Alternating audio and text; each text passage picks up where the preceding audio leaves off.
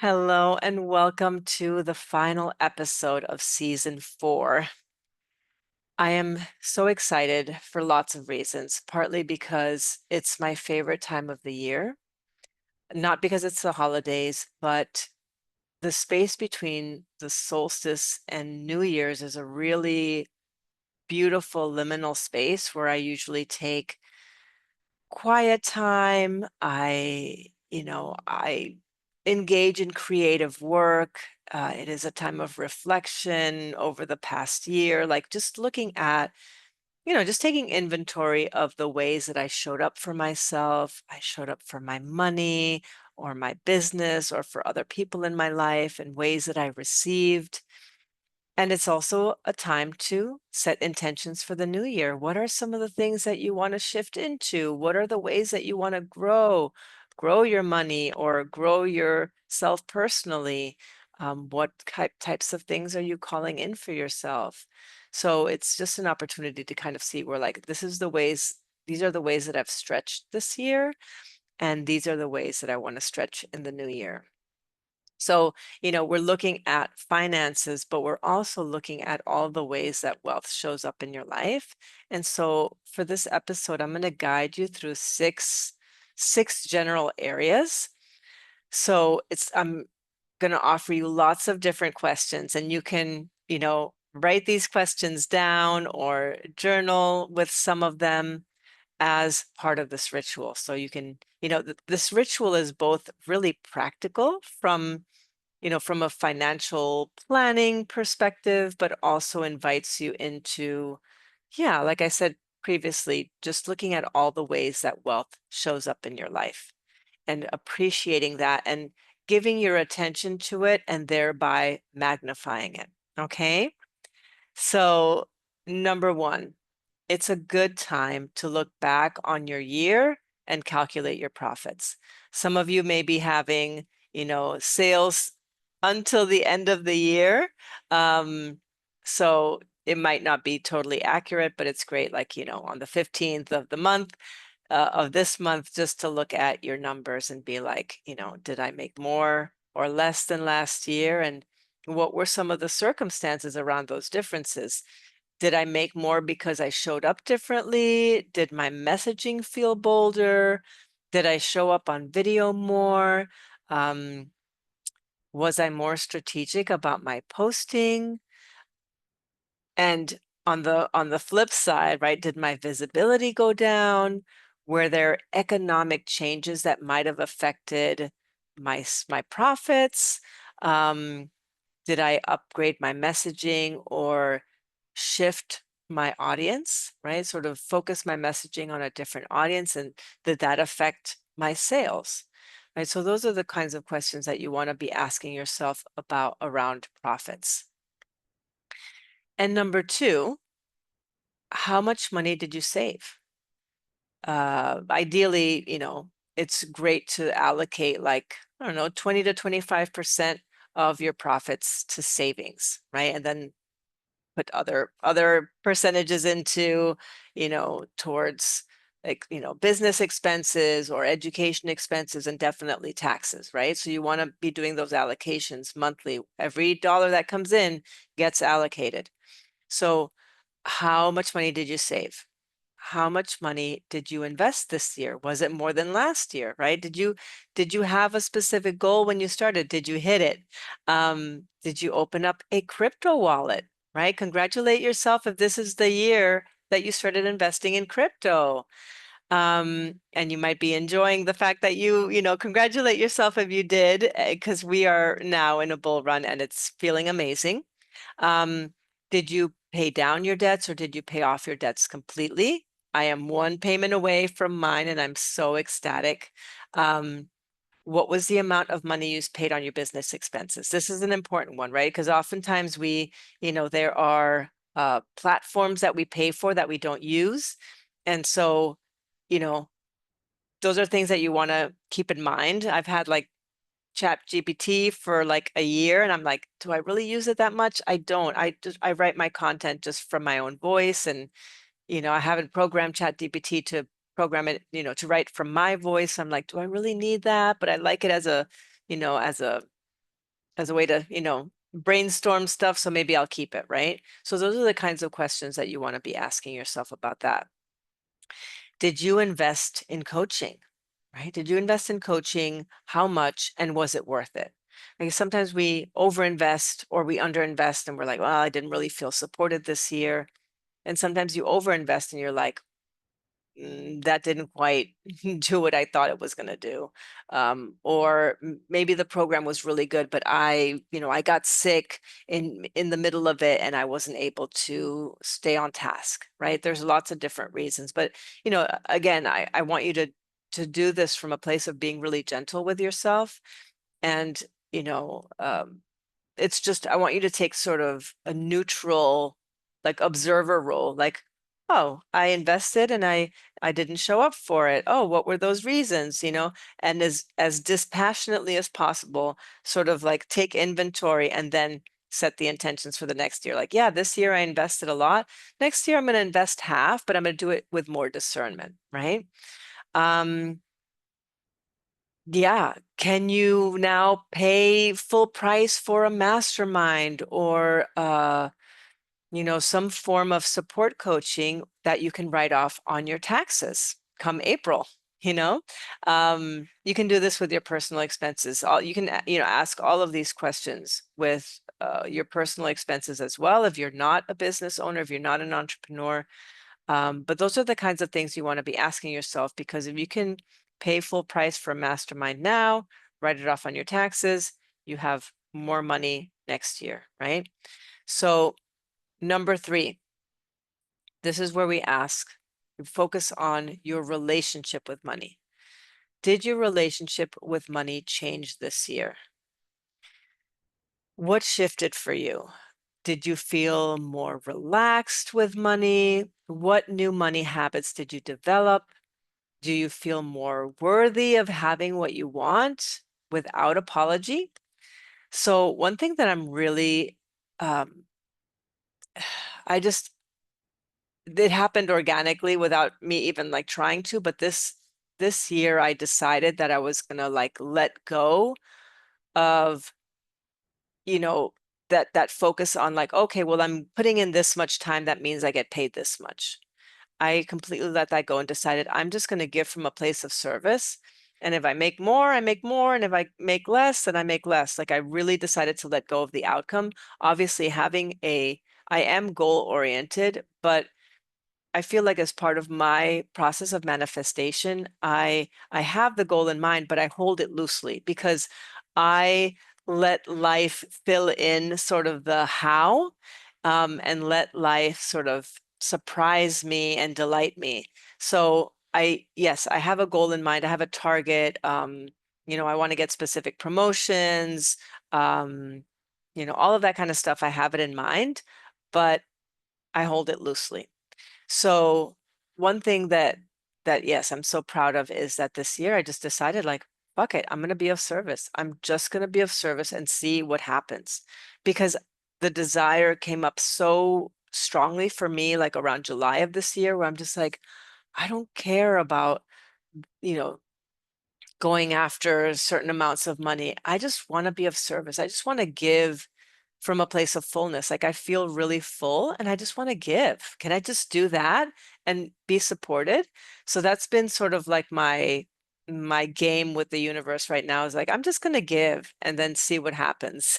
See where how the money comes in. So that's been kind of fun. And it's been working out really nicely. So I'm going to continue doing that.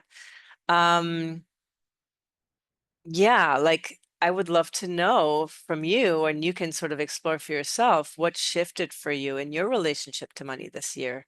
Do you feel more confident with your finances? I feel like every year, as I'm in, the field of finance and I'm constantly learning more. So grateful to be in an environment where I can constantly learning and deepening my knowledge. Um, the lessons that I learned this year around money. Yeah, what lessons did you learn this year? I feel like I'm not really sure. I think it was really about like the organization.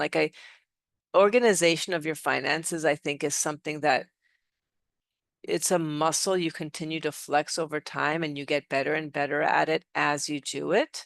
So I feel like, you know, this year I really want to,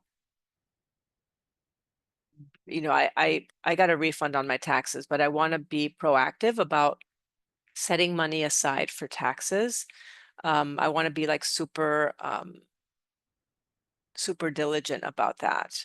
I'm doing a really good job of investing. I feel like I'm taking care of myself there and investing for my kids. So that's, that continuity and that consistency is really important. And I have it on, I have my investments partially on auto pay, obviously not the crypto, but the other stuff is on auto pay, so I don't even need to think about it.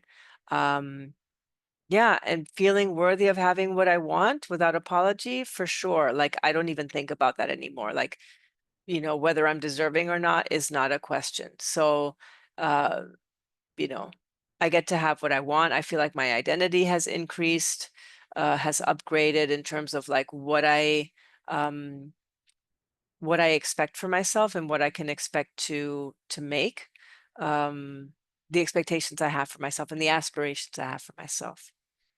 All right, so number four. Number four, I think, is really special.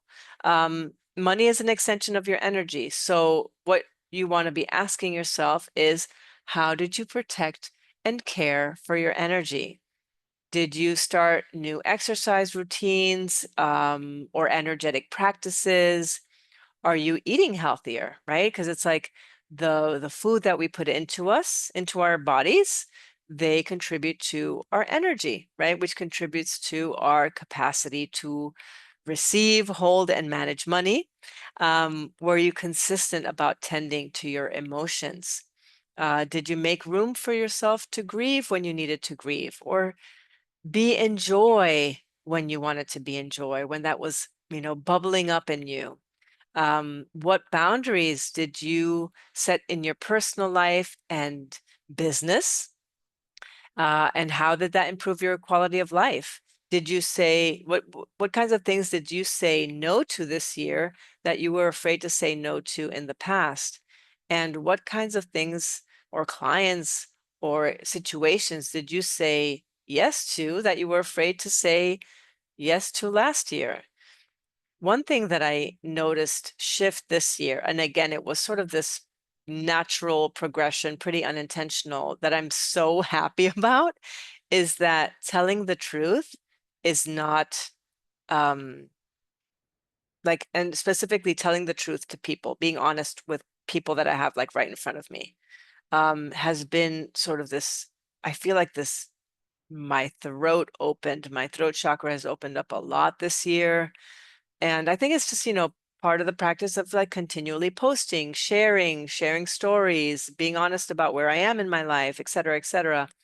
And I went to therapy with my mom this year. I started therapy. Um, I stopped talking to her in at the end of March of this year because I just got really tired of being in the same dynamic. And uh, I didn't speak to her for 3 months because I just needed a break. And I checked in with my body and said, when my body is ready to move forward, I will move forward, and reach out. And eventually that happened in July.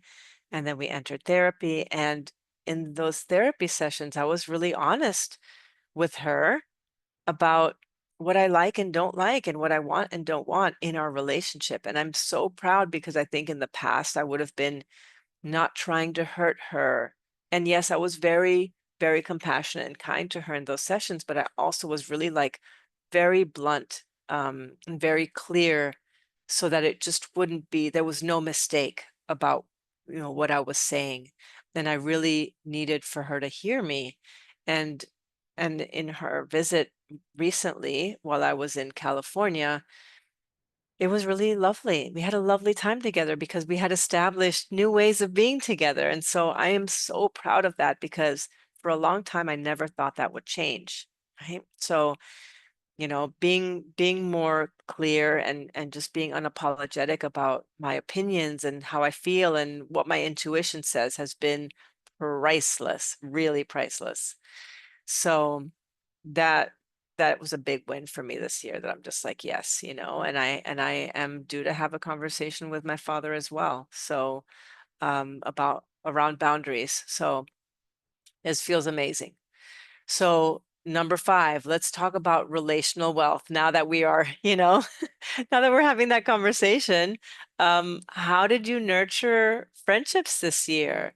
What did you have more conversations in the DMs? I feel like I like having conversations with people in the DMs because it lets me have a it's part of my sales process. I like to do stuff in the DMs. It's just kind of like it's more personal. It's I get to know the person that's coming into my containers. Um, I also did more in-person stuff this year, like not necessarily, oh, you know, yes, I traveled and I, you know, did the Wealthy Woman Vault in California and met up with my team in California as well. So that was amazing. I traveled 4 times to the desert this year for those types of in-person gatherings. But here locally also, like I made hanging out with friends more of a priority. I can be a total hermit. And this year I was like, no, I'm going to meet up with people. And I had a I had a friend who lives like right across the street from me, and it's like I'm going to visit them. And so I had more dinner parties, and about to have one this weekend as well, so that felt really good. um I deepened relationships, um and I engaged in lots of repair because I mess up. So I apologized a lot this year, and I made tough decisions. Telling my kids that we were moving to Bali was really challenging for me because I obviously don't want to be the person that provokes grief in them. And I had to choose my happiness. And I know this is going to be the best thing for them. And I know it's going to be challenging. And I felt that I needed to do this for all of us. And so that was a very hard decision that I didn't take lightly. Um, so yeah, I'm really proud of sort of making that decision, and obviously gonna hold space for whatever emotions they have around it. Um, I took responsibility for my missteps this year. I let go of some people that were draining. Did you let go of some people that were draining? I hope you did. That really frees up so much more of your energy. And ask yourself, like, in what ways were you more present for the people in your life? I feel like even though I worked pretty hard this year, I did make room, especially for the kids. They're a little bit older now, so they're spending a little bit more time by themselves, but we still have like that sit down time at the table where we have conversations and we joke around and we watch movies together, and or we do fun activities. And so um yeah, I feel like I was able to give them that just direct, very precious, full attention. Yeah. And number 6, this is sort of the final one. How generous were you this year? Were you able to donate money consistently? And again, you don't need to donate hundreds or thousands of dollars. You can do $20 and you can be really consistent about it. Just in the spirit of being a go-giver versus a go-getter, right? Were you able to donate money consistently? Did you put a donation on monthly auto pay?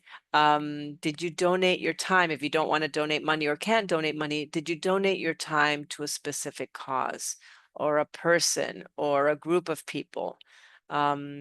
This year, like I would have liked to do more work in homeless shelters. We do it around the holidays, but I really want it to be like a year-round thing. And I know that when I'm in Bali, I'm going to be doing work in a local orphanage. So I'm really excited about being able to dive into that.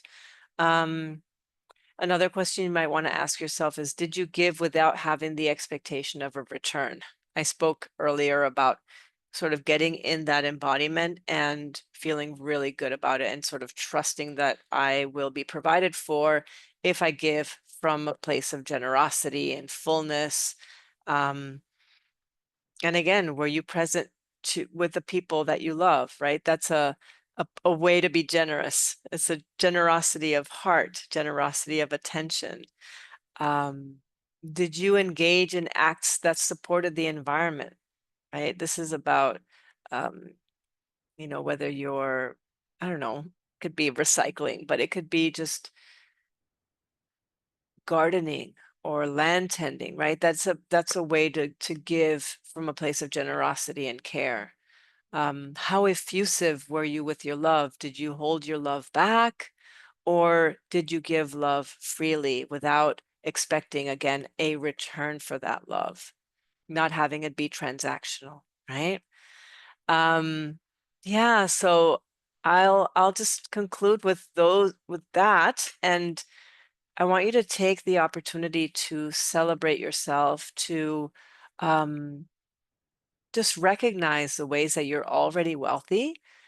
Celebrate the ways that you showed up for yourself this year, which is, it's huge to embodying wealth, whether that you showed up for yourself by being more visible, or truth telling more, or um, you backed, you were in a launch and you stayed until the end of the launch, or all of this is conducive to, is part of the practice of embodying wealth.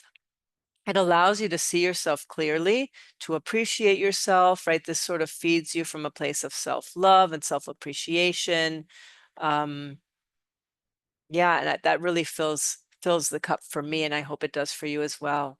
So I'm sure there's many other questions that you can ask yourself, but really looking at both the tangible, practical side of wealth, and then the the intangibles, the things that really matter. And I'd love for you to, I'm going to challenge you to share a post about how you're celebrating wealth. Once you listen to this episode, share a post, tell me how you're celebrating wealth, and please tag me. Tag me, please. I would love, it would fill my cup so much to see the way that you're celebrating wealth. And I know it's going to fill your cup too. So I want to give you a little bit of a preview of what's happening in the next season. So part of what I'm planning is I'm going to be doing a whole upgrade to the podcast. I am going to be investing in some new equipment so that the sound quality is better, but I'm also going to be updating the podcast art and renaming the podcast. So we are no longer Devotional Anarchy, and it's now going to be called Waking Up Wealthy. So I'm really excited about that, because the intention is to, is sort of the spirit of this episode is really sort of where we're going into the future, is really about sustainability, sustainability of energy, of resources, of land, money. I want it to be very Aquarian. So that's kind of what I'm shaping right now. And we're going to kick off the year with um, 5 money wounds, how to heal them. I want people to have that, as it could be a mini course, basically, what I'm going to be sharing with you. And I really want you to know, like, what are the practices? What are the ways that I can show up for myself in order to heal those wounds? I'm also going to be talking more about minimalism, about, lowering or making smaller your carbon footprint. Um, yeah, so those are the kinds of things that I'm going to be talking about, as well as sort of the nuts and bolts of finances. I'm going to be talking about profit first, uh, basically how to organize your business finances. So I'm going to be doing like the practical stuff, but I'm also going to be doing, the intangibles and the healing aspects of money, maybe more ancestral stuff. Depends on what comes in, right? Just what is dropping in.